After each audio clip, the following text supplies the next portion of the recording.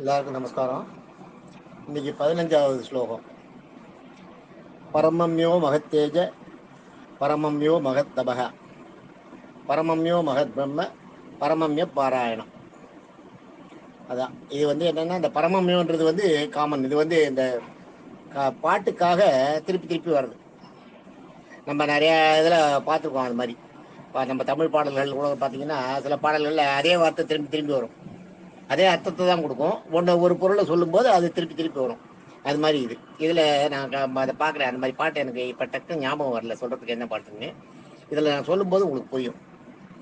இது நீங்கள் 15வது ஸ்லோகம் என்னென்ன எப்படி சொல்லணும்னா, பரமம்யோ மகத்தேஜ பரமம்யோ மகத்தவக பரமம்யோ மகத் பிரம்ம பரமம் எப்பராயணம் பரமம்யோ மகத்தேஜ பரமம்யோ மகத்தபக பரமம்யோ மகத் பிரம்ம பரமம் எப்பராயணம்.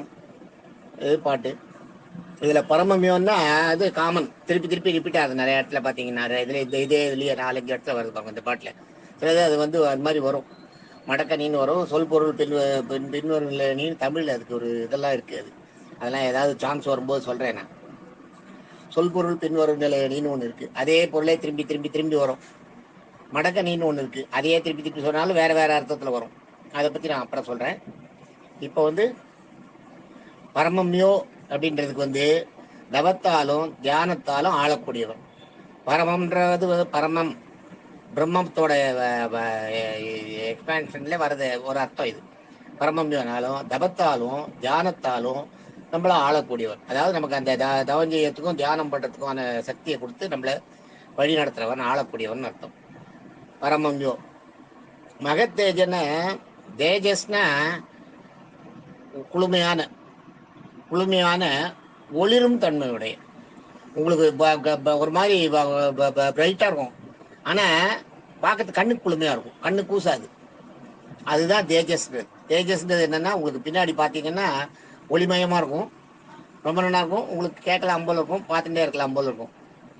அதுதான் மகத்தேஜன்றது மிகவும் குளுமையான ஒளிரும் தன்மையுடைய. அப்படி எடுத்துக்கணும். அதே மாதிரி மகத்தேஜ பரமம்யோன்னா மறுபடியும் அதே தான். தபத்தாலும் தியானத்தாலும் ஆளக்கூடியவர்.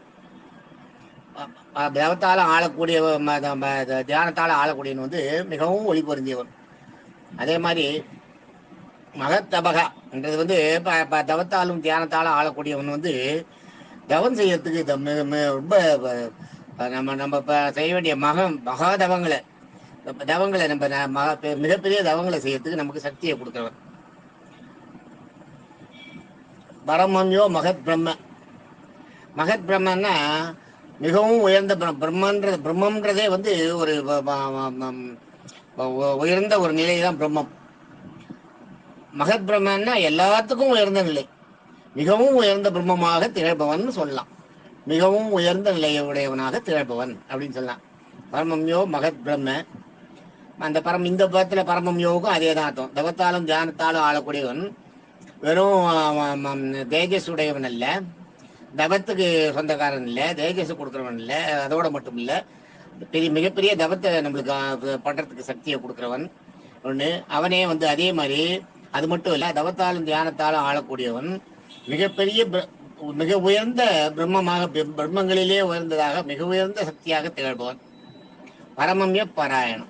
அதேதான் மறுபடியும் அந்த இவனையே அந்த தியானத்தாலும் தவத்தாலும் தியானத்தாலும் ஆளக்கூடியவன் பரமம்ய பாராயணம். பாராயணன்றது திருப்பி திருப்பி திருப்பி திருப்பி சொல்றது, அவரையே நினைச்சு அதே மனசுல நினைச்சுட்டு இது பண்றது.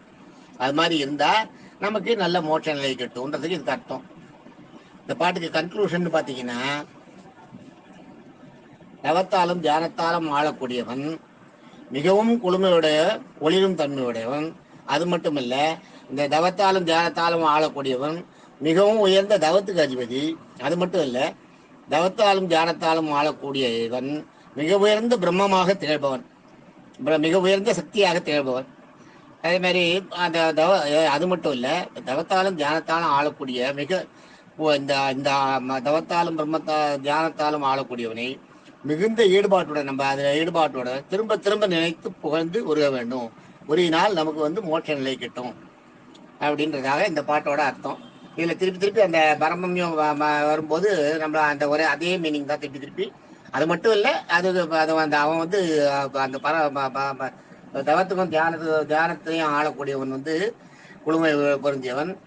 அதே மாதிரி வந்து மிகப்பெரிய தவத்துக்கு அதிபதி, மிகப்பெரிய உயர்ந்த சக்திக்கு அதிபதி. அவனை நம்ம பாராயணம் பண்ணணுன்றதாக இதில் சொல்லியிருக்கு. இந்த இதே மாதிரி நான் உங்களுக்கு அந்த சொற்பொருள் பின்வரிலை வரநிலை அடி வரும்போது நான் உங்களுக்கு சொல்கிறேன். மறுபடியும் அதே வார்த்தைக்கு அதே அர்த்தம் வரும், வேறு ஒன்றை சொல்கிற மாதிரி இருக்கும். தேங்க்யூ.